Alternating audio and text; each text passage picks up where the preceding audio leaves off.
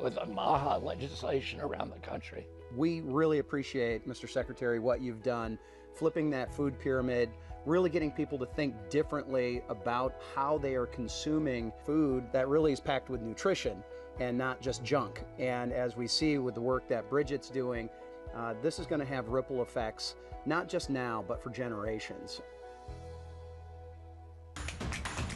Produced by the U.S. Department of Health and Human Services.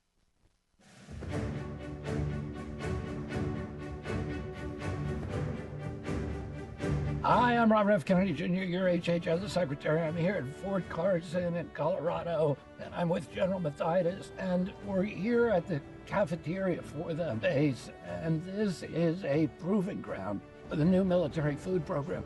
We're giving soldiers better, healthy food options. We're giving them more availability to choices. We're giving them greater access at different times of the day.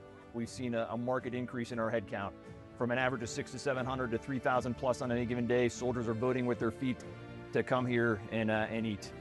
They're getting real food. There's no freezers here. This is fresh food. It's local product. The impacts on morale have been astonishing. And the readiness of the soldiers is also better. And not only that, but they're doing it for a lot cheaper. Before this food program came in, the military was spending $17 to $18.50 a day for 3 meals for each soldier. Today, they're spending about $12 a day in this base. So this is a template. The Pentagon, Pete Hexas, wants to roll this out to every base in the country, and I can't wait for that to happen. So we eat real food. Thank you very much. Thanks, I appreciate you coming. Produced by the U.S. Department of Health and Human Services.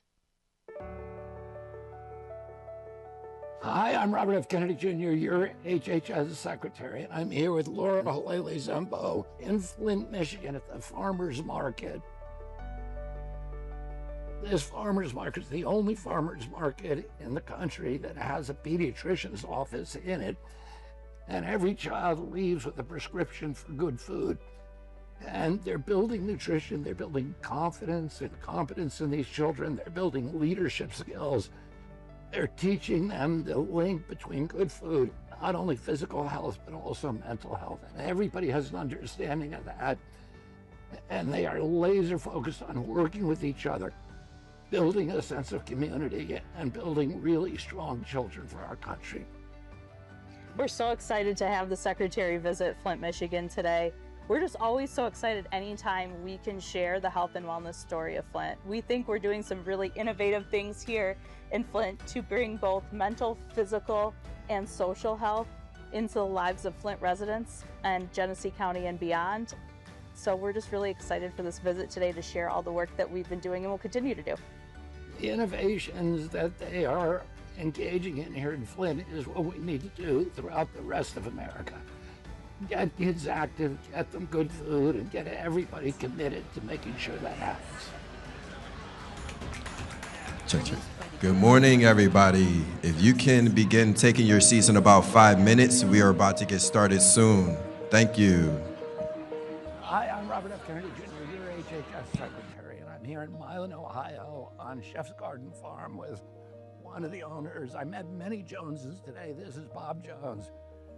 But there's the Jones Family Enterprise and Amanda Garment, who runs the Culinary Vegetable Institute here. And I had an extraordinary experience today of tasting vegetables as if I was tasting them for the first time. And they all had taste that just exploded in my mouth. How did you like it?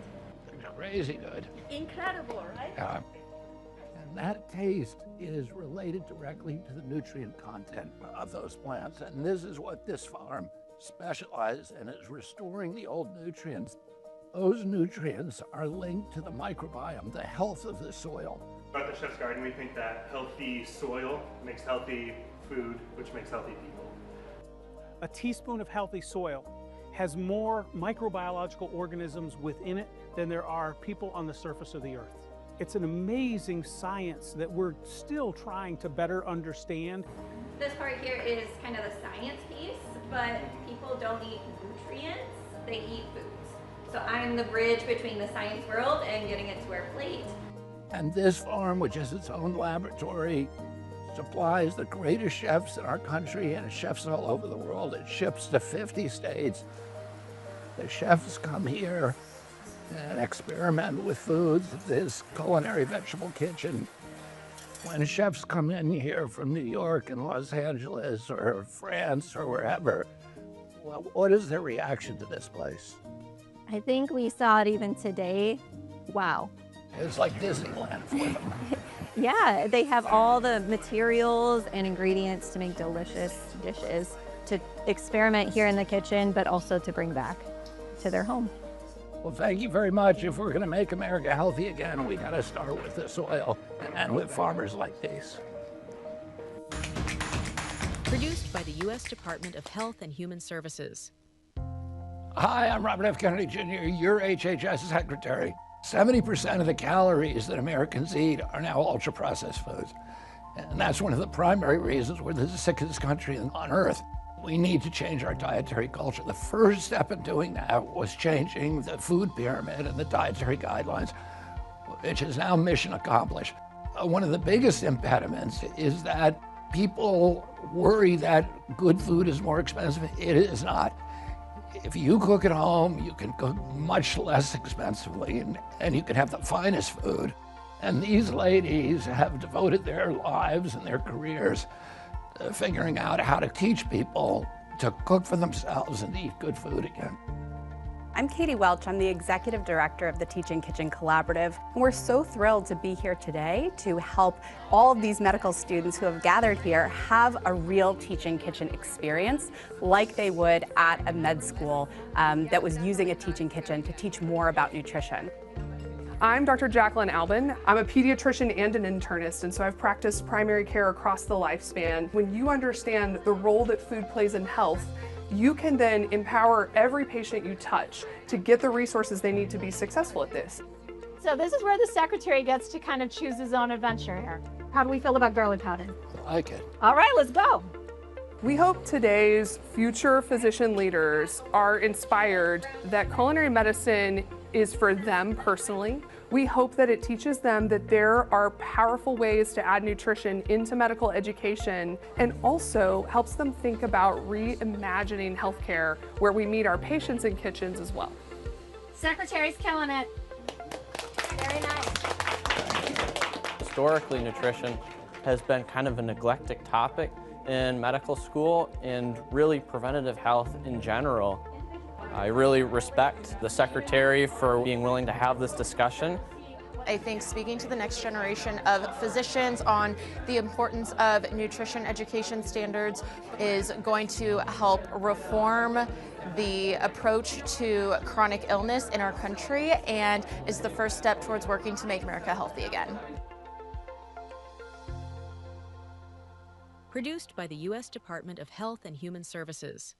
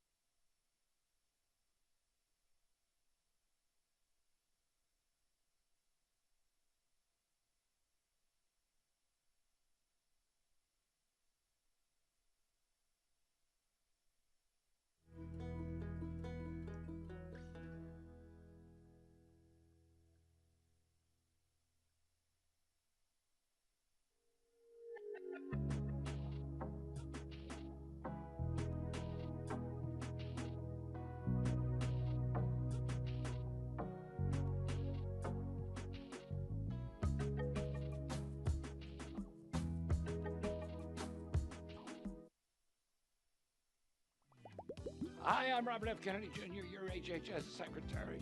Welcome to the Real Food Show. Thanks to President Trump, we flipped the food pyramid and put real food back where it belongs, at the center of the American plate. I'm traveling across America, connecting with renowned chefs to show families how to cook delicious, nutritious meals with real ingredients, all at affordable prices. America, it's time to eat real food. Let's get cooking.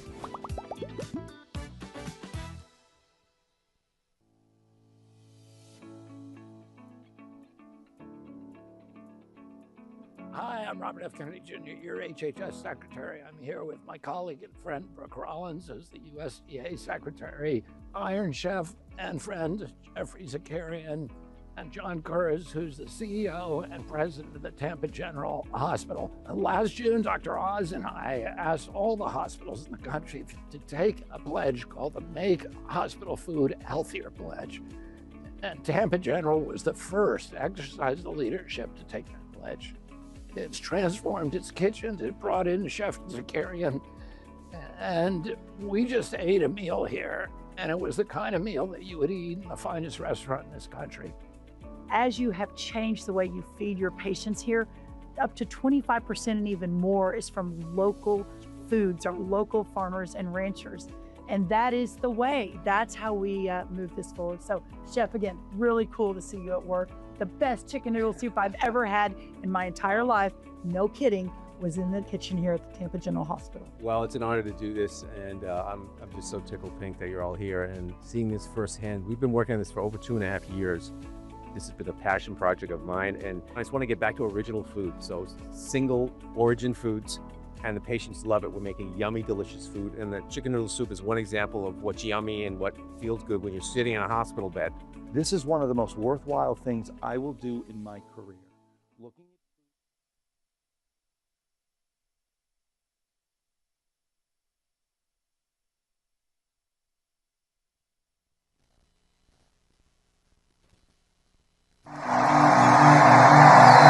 Tonight I'm very pleased to welcome a man who has been an incredible champion for so many of these values that we all share, and we've shared them for a long time. Robert F. Kennedy Jr.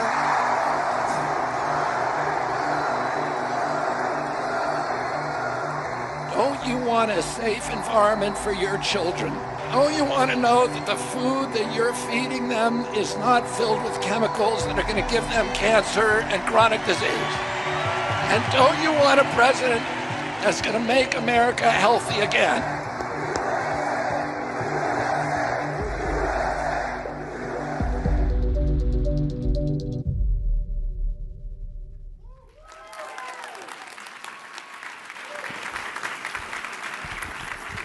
Hello, everybody. Thank you all for being here. I know that many of you remember August 23rd, 2024. And on that day, President Trump and I promised that we would make America healthy again.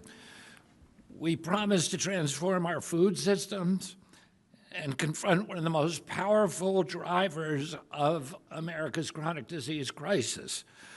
Almost exactly 2 years later, we're here celebrating the most transformative 18 months of food reform in modern American history.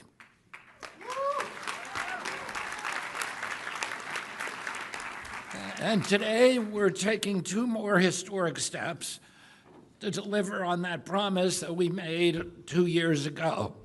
First, we're overhauling the generally recognized as safe of the GRAS standards for that and the entire GRAS framework. We're proposing a rule that would end the practice of companies making GRAS determinations without notifying the FDA.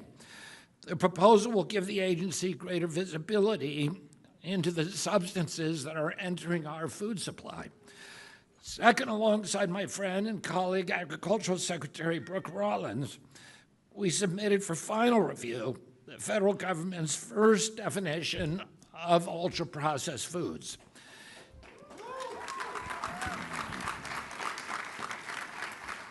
These 2 actions will change how the federal government oversees what's in our food and how we understand the foods that Americans eat.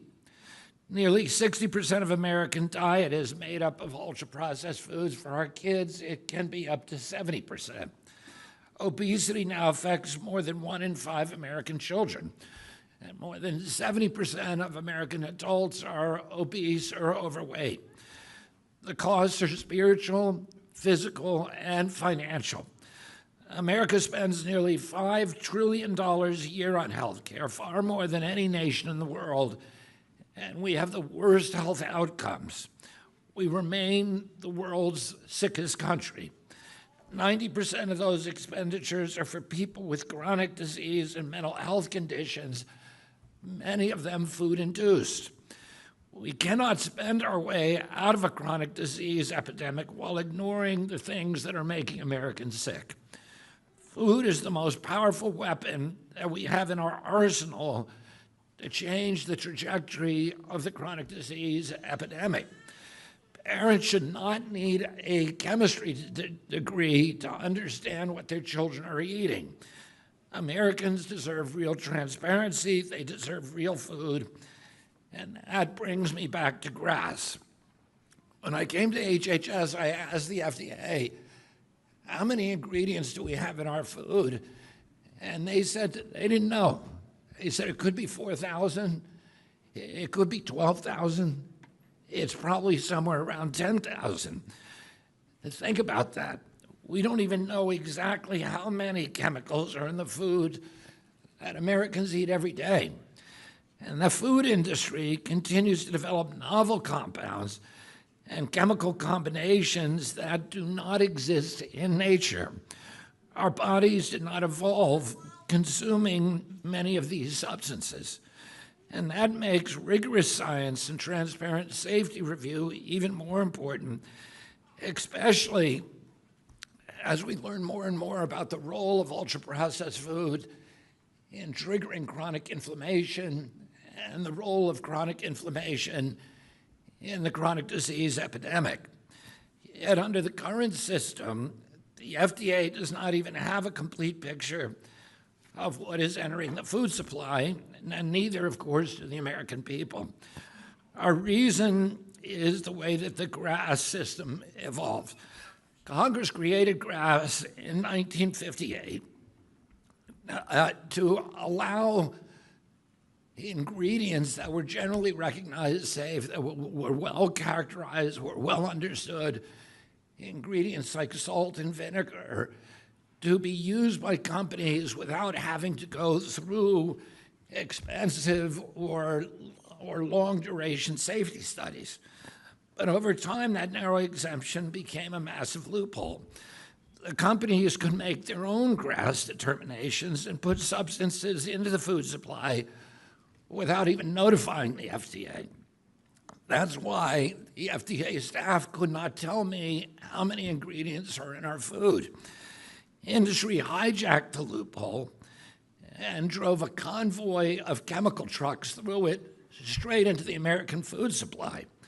The FDA was left with a major blind spot.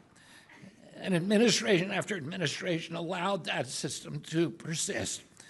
And Congress has not fixed it either. But this administration has repeatedly demonstrated that it will confront entrenched interests when they stand in the way of public health. And that's why President Trump today are taking action that should have been taken decades ago to fix this broken system and to close the GRAS loophole once and for all.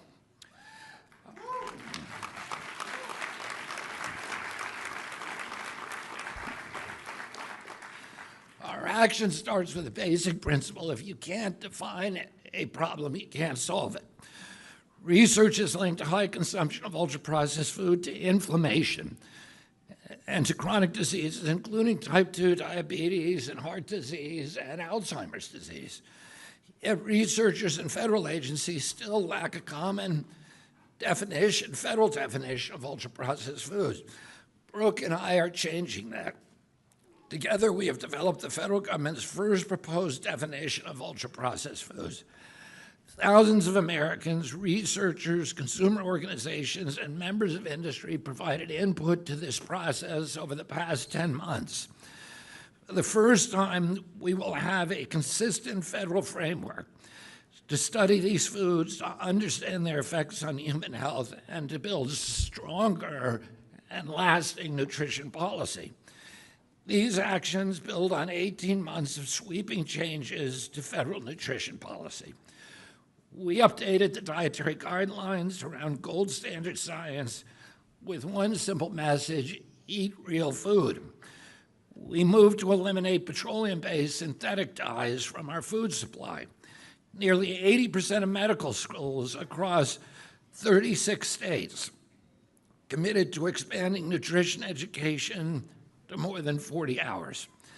And we're working to ensure that federal food dollars support healthier meals in our schools, in our hospitals, in our military installations, in veterans facilities and other institutions. We're changing how the federal government approaches nutrition by putting prevention at the center of American health policy, and we are changing the dietary culture in our country. And we're seeing those results already. Over the past year, sales growth of real food outpaced ultra-processed food for the first time by approximately 7%. And industry is responding. Food companies across the country have made extraordinary commitments to reformulate their products and remove artificial dyes. Just last week, Kellogg announced that it will eliminate artificial colors from all of its cereals by the end of 2026, a full year ahead of schedule. Kraft, Heinz, General Mills, Nestle, ConAgra, J.M. Smucker, and Utz are all among the companies that have also made major commitments to remove artificial colors and many other additives from their products. This is a fundamental shift. We are changing federal nutrition policy. Americans are changing the way that they eat, and companies are changing what they put on our store shelves. But HHS cannot complete this work through administrative action alone. We are doing everything that we can do within our legal power. We're using the authority that Congress has given HHS and FDA to strengthen oversight and protect the American food supply. But Congress must build on these actions through legislation. Congress needs to give FDA the additional tools that it needs to keep pace with a changing food supply and protect the American people. And nearly 2 years ago, President Trump and I promised to take on big food, to overhaul outdated food regulations, to tell the American people the truth about what's in their food. I thank President Trump for his courage and resolve to make the health of the American people a national priority. And thank you to the MAHA movement and to the millions of Americans across the political spectrum who believe that our children deserve to eat real food. You built this movement from the ground up. You demanded change, and today we are transforming our food system because of you. Before I leave, I want to recognize two people who helped drive this work forward, and without whom we couldn't have accomplished these things. One of those you all know, Callie Means. Thank you for your persistence, your conviction, your relentless commitment to transforming our food system. And then there is a man who helped turn much of this vision into a reality. Kyle Diamantes has been one of the most important driving forces behind our food policy reforms from the beginning. He led the FDA's human food programs with professionalism, discipline, and unwavering focus on the health of the American people. And now, as acting FDA commissioner, he is leading the entire agency at one of the most consequential moments in American history. Kyle is thoughtful, he's steady, he's respected by everyone who works with him, and he gets things done. Please join me in giving a huge welcome to our acting FDA Commissioner, Kyle Diamantes.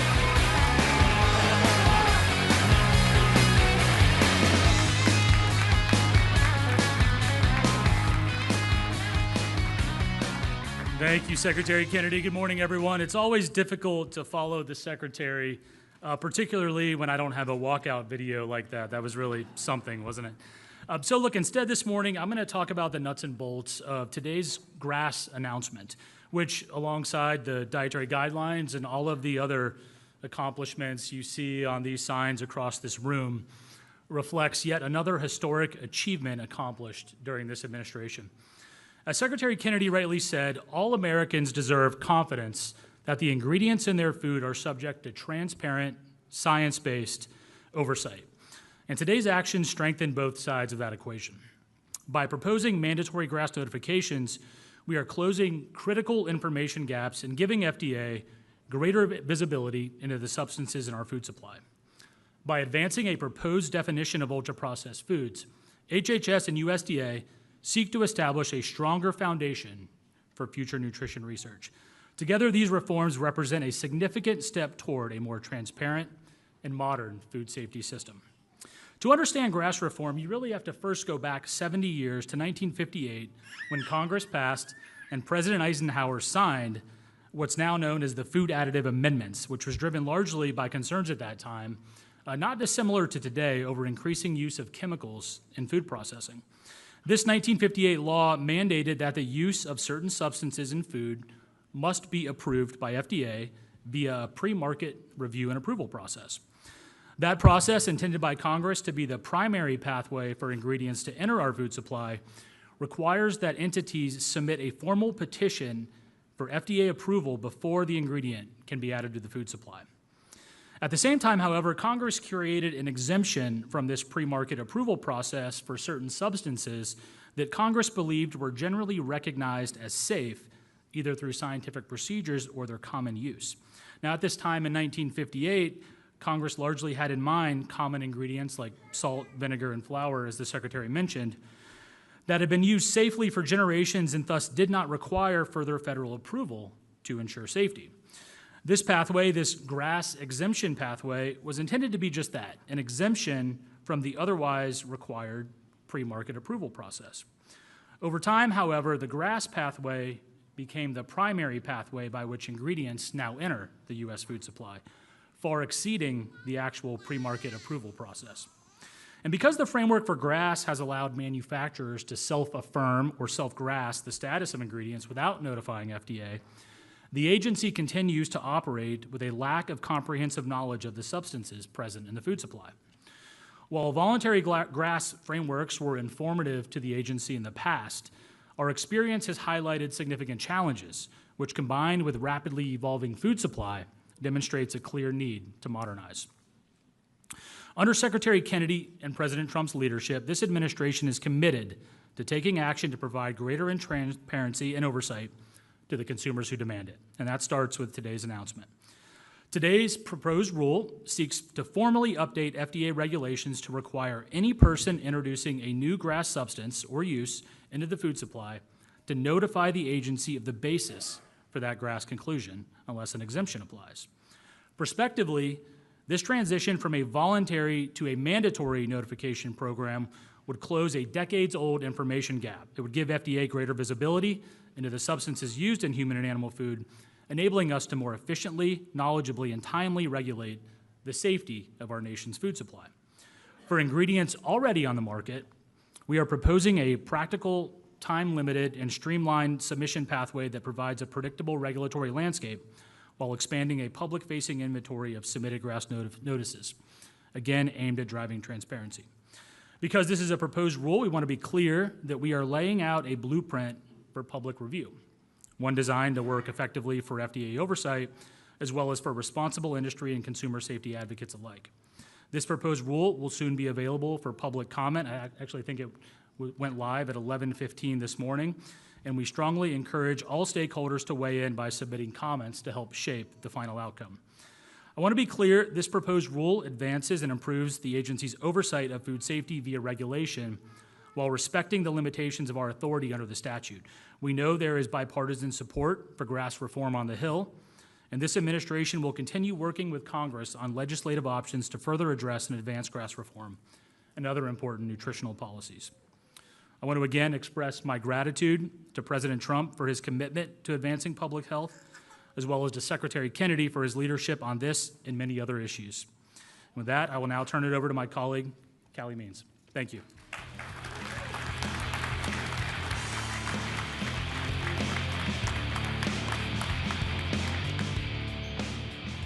Can we get one more round of applause for the man who has reminded the world that there's an F in FDA, Kyle Diamantis?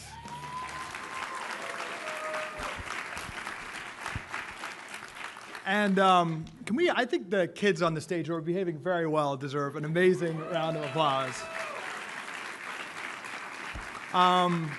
This is a big day for every kid in America, every mom that cares about food safety. It's an emotional day for a lot of us here at HHS. Because about 2 years ago, after the election, Secretary Kennedy tasked his team with coming up with a list of the boldest, most aggressive set of food reforms we could possibly accomplish in the first 2 years of the Trump administration.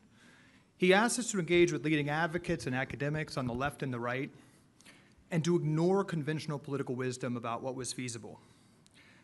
At the time, as we pursued and investigated these policies, we were told by everybody that removing soda and candy from SNAP was impossible. There's no way, we were told, that we win this battle with special interests when they receive tens of billions of dollars of subsidies from this program. Well, ladies and gentlemen, as we sit here today, the majority of states in the country have removed soda or candy from SNAP.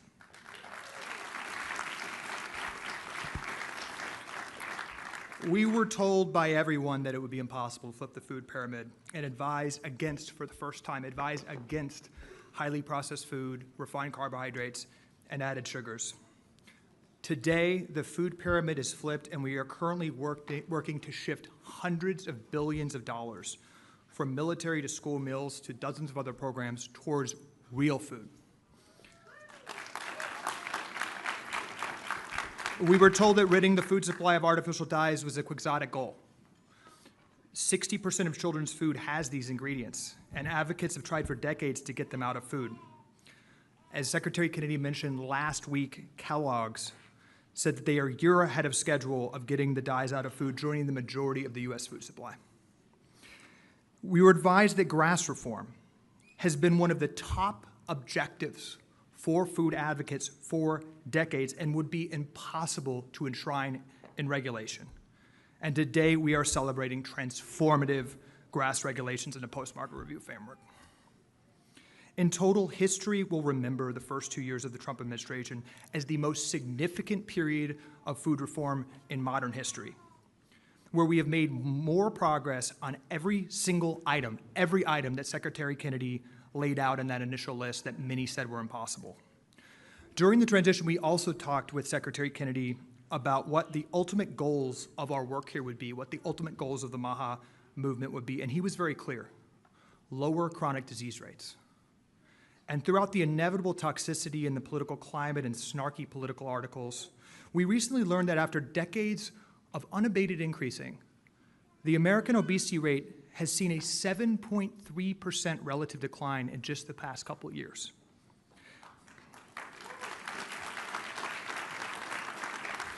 Now, some of our friends might like to give GLP-1s credit, and maybe they're due some, but I think all of us can agree there is something cultural, there's something spiritual happening around every kitchen table in America today. People are reading food labels more and becoming more conscious about what we put in our body. And we just learned that real food purchases are up 7% last year, the greatest increase on record. Additionally, ultra-processed food is seeing their lowest growth ever in recorded history. The American diet is shifting. And there is clearly something happening in the market, and it is a good thing that every boardroom in America is grappling with the stark consumer shift away from ultra-processed food. These MAHA policies are impossible to argue against. I've heard every argument. There's not a good argument against them. They're supported by 90% of Americans, and there really isn't any argument why we can't do these things to have a better food system. The truth is we must eat less ultra-processed food. As Secretary Kennedy mentioned, it's 70% of our child's diet. It's 10 to 20% in other countries. There's something clearly wrong happening. We must fix regulations that have been perverted by decades of corporate capture, and we must have transparency about what is in our kids' food. Transparency is crucial to a free market, and food transparency has been gutted over previous decades, which the Trump administration is fixing. And we must ensure our children's cells are not poisoned by thousands of unknown chemicals, which set our kids up at scale for guaranteed life, worse than insured by obesity, diabetes, and mental health challenges. Not to mention high healthcare costs that are threatening to bankrupt our country. They want us divided on these issues. They want partisan infighting. But as this event demonstrates today, that's not happening on the Trump administration's food agenda. Right now, Bernie Sanders is working with Republican lawmakers to develop food transparency bills. States around the country, left and right, are passing MAHA food legislation. And this administration is collaborating with medical groups like the American Medical Association, the American Heart Association, the American Academy of Pediatrics, many of whom are suing us on other issues, to advance these policies. In attendance today, we have left-wing groups who are in bitter disagreement with us on other issues, but are joining arms on these initiatives today. All of us agree there is a unique political and cultural moment where we can change the incentives of our food system and improve transparency, and the Trump administration is working with everyone that is interested in that objective. This moment was made possible by President Trump and RFK, and frankly, the decades-long work of leaders across the political aisle that have been fighting on these issues. Can we get a bipartisan round of applause for Secretary Kennedy and the diverse group of medical and advocacy groups who are working together to combat special interests and deliver transformational food reform?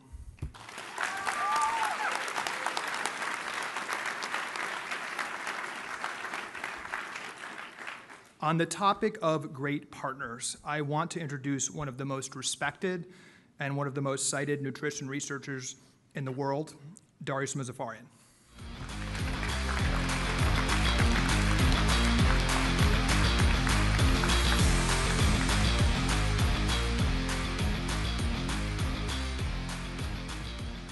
It's great to be here on the stage. I have 3 teenagers, so to see all the kids up here on the stage, and this one is alert, really paying attention. It's really amazing, so thank you for being here and showing how important this is. I'm really pleased to kind of give my remarks about the announcement that there will be an ultra-processed food definition and GRAS reform. Our food is the top driver of disease, disability, and death in the United States. Let me just say that again. Our food is the top driver of disease, disability, and death in the United States. Each week, our food kills 10,000 Americans. Each week, causes 1,500 new cases of cancer, and causes 16,000 new cases of diabetes. Each year, the resulting healthcare costs and lost productivity drain $1.5 trillion from the economy. We can no longer sit idly by while our health and our treasure and that of our children are stolen. Americans demand and deserve action. As a cardiologist who studied food, health, and policy for my entire career, I'm deeply gratified by the actions the FDA is announcing today. I've studied ultra-processed food for years, published more than 650 scientific papers, and just written a book on these topics. These 2 policies, defining ultra-processed food and closing the GRAS loophole, rank among the FDA's most consequential food and nutrition actions in 50 years. The history is relevant. The widespread infiltration of these products into our food is not a standing part of our country's history or our family traditions. It was just a few decades at the close of the 20th century that led us to radically transform our food. Advances in agriculture, manufacturing, and nutrition science brought extraordinary confidence, really hubris, that we could engineer our food better than nature. But the cheap ingredients in the industrial production, as well as the focus on lowering fat, created problems with taste, texture, and appearance.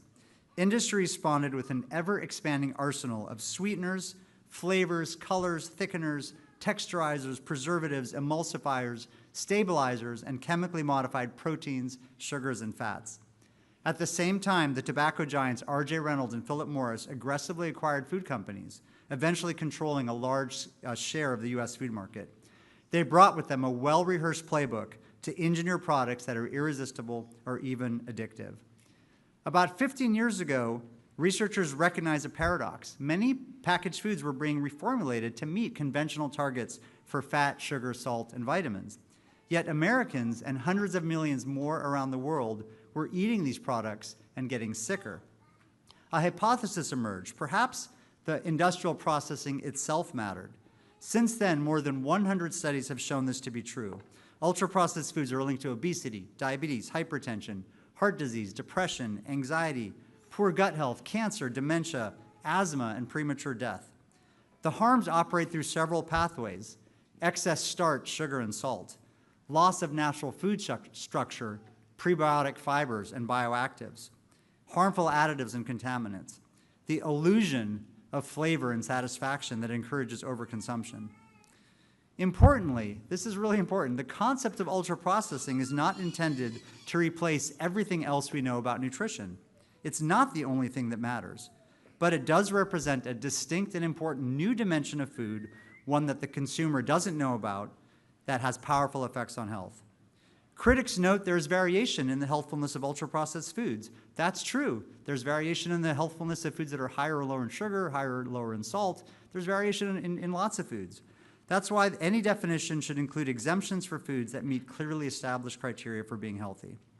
But just because something is not the only thing that matters, it doesn't mean that it doesn't matter. This is exactly what the research shows. Even after accounting for all the other conventional nutritional factors we study, ultra-processing independently influences health. We recently showed this in a nationally representative study of 50,000 adults, showing that even after we adjusted for every other factor we could think of in nutrition, ultra-processed foods were linked to significantly worse metabolic health, more chronic disease, and higher mortality. To address these harms, America needs a standard national definition. The FDA's definition of ultra-processed food will be pragmatic, sensible, and grounded in science, built on how these foods have been characterized and the evidence demonstrating their health harms. This definition will inform purchasing by consumers, as well as by schools, hospitals, work sites, the military, jails, and other institutions. It will also create an incentive for industry to reformulate existing products and create new ones that are healthier. And it should inform the front-to-pack labeling goals, giving Americans a new piece of information when choosing food for themselves and their children. I'm also excited about the proposed rule to close the GRAS loophole. Americans shouldn't have to wonder whether their food is safe. Most people assume that when a new substance is added to their food, the FDA knows about it and has reviewed its safety. As you've heard, shockingly, this is not the reality. My patients often ask me, why do we have all these additives in this country that have been banned in Europe, in the United Kingdom, in Canada, Australia, and New Zealand? The answer is just the GRAS loophole. When Congress enacted the Food Additives Amendment in 1958, that exemption, generally recognized as safe, was intended for things like paprika and garlic and vanilla and things that we were generally regarded as safe. But over time, that exemption has become the loophole. And the vast majority of substances have been submitted via that loophole without public disclosure or of the information or the safety. The exception has become the rule. We have studied this problem and found that we've returned to the very problem that Congress tried to fix in 1958. New substances are entering our food supply without transparency or federal oversight, but the scale is even greater than it was at that time.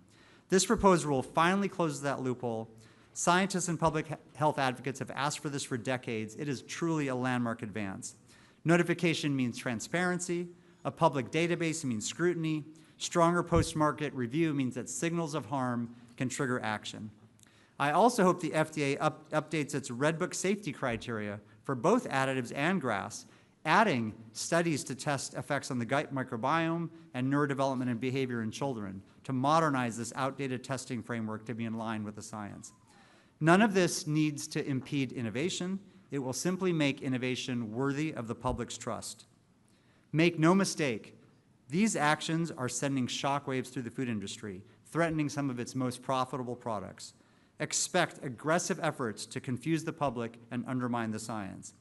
Big Food will say that this will raise food prices and cost jobs, but any of these effects will be pennies on the dollar, indeed fractions of pennies on the dollar, compared to the human and economic suffering currently wrought by ultra-processed foods and additives. This is the moment for researchers, clinicians, public health leaders, and policymakers across the aisle to stand together behind the science and the implementation of these FDA actions. Government, scientists, clinicians, and consumers will have the information they need, while industry will have a powerful incentive to develop safer, healthier foods. The fundamental principle remains simple. Americans shouldn't have to wonder whether their food is safe. Thank you.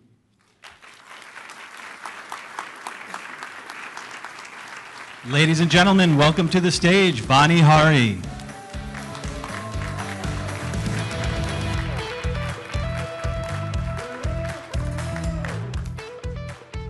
Hi, everybody. Wow, it is so exciting to be here today. When I was growing up, my parents were very trusting of the American food supply. If it's on the grocery store shelf, it's safe. If it's advertised to children, somebody made sure it was okay. And if the government allows it, somebody tested it, right? Well, that's what millions of American families still believe today. Today should be a wake-up call for every food company making an ultra-processed food, because now the government is fixing the food system that is so disturbingly broken that our food supply has been flooded with unnecessary synthetic chemicals and industrial additives that are destroying our health. Chemicals that are banned or restricted in other countries. Chemicals that are engineered to be more addictive. Chemicals that allow the food industry to manufacture seemingly cheaper products to maximize profits and not our health. Chemicals that poison our cells. For more than 60 years, we have been part of one of the most uncontrolled experiments in American history. The test subjects weren't lab rats, they were us. They were our children. They were me. I used to be addicted to ultra-processed food. I was sick, overweight, depressed. I had 2 surgeries by my early 20s. I didn't volunteer for this experiment, and nobody asked for our consent. While corporate profits grew, we watched as the people around us got sicker, our friends, our family, our children, and we kept asking why. We were told to stop asking questions. Just trust the experts. Just trust the system. But the system failed us. The system allowed the food industry to police itself. 4 little words got us into this mess. Generally regarded as safe. Safe according to who? According to the very companies making billions of it. Big Food hired their own experts. They wrote their own safety reports. They declared all by themselves what they were selling American families was safe. And then they didn't have to tell anyone about it. And we have been paying the cost. To protect our families, parents had to become food detectives, researching ingredients that should have been proven safe. And when we demanded better, we were mocked, we were dismissed, we were called fear-mongers. And for the last 15 years, I have stood beside millions of Americans who have simply wanted food that wouldn't harm their families. And today is a turning point, because from this day forward, the rules for the food industry are changing. Everyone will finally know what's hidden in ultra-processed food. And if your products still contain these chemicals, you're going to be targeted. Not just by consumers like me that are not going to buy your products, but you're going to be targeted by procurement, by distributors, by suppliers, by regulators, maybe even lawsuits. Those are already happening, right? And definitely labeling. Thank goodness 50% of the food industry is in the process of or already removing artificial food dyes, one of the defining qualities of ultra-processed food. I look forward to the candy industry and my 2 favorite food giants, Pepsi and Mars, to finally make the commitment. I just wonder, what are you waiting for? You already make these products for so many other countries. Us moms are watching. Please don't ignore us. I want to thank every parent, advocate, an American citizen who refused to stop speaking up. And I especially want to thank President Trump, Secretary Kennedy, Callie Means, Stephanie Spear, and Kyle Diamantis for working tirelessly to encourage Americans to eat more real food. For the first time, our government is highlighting the loopholes that allowed these companies and chemicals, these companies to put chemicals in our food supply. This is a major step forward, but don't let this be all there is. We have so much work to do to get this done. We have to keep pushing for more. We have to keep pushing until every family can walk into the grocery store and buy real food without worrying about the chemicals inside them. Every American should know what ultra-processed food really is. Let's reverse the mass experiment that has been carried out on our bodies for decades. Because when we know what's in our food, we start demanding better. And when we demand better, companies have two choices: either change or lose our business. Moms, I will keep fighting for you, and I will keep fighting for you no matter who is in office. Thank you so much, Secretary Kennedy and his entire team, for making this possible here today.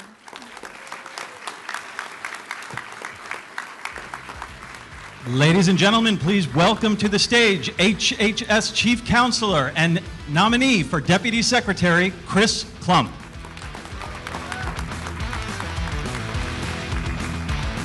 All right, team, it's my pleasure to close this out. Patience, we're almost there, little ones. We've got this. So last year, my wife and 4 children were sitting in an airport waiting for a flight, and across from them was a gentleman in his mid-60s. He was a bricklayer.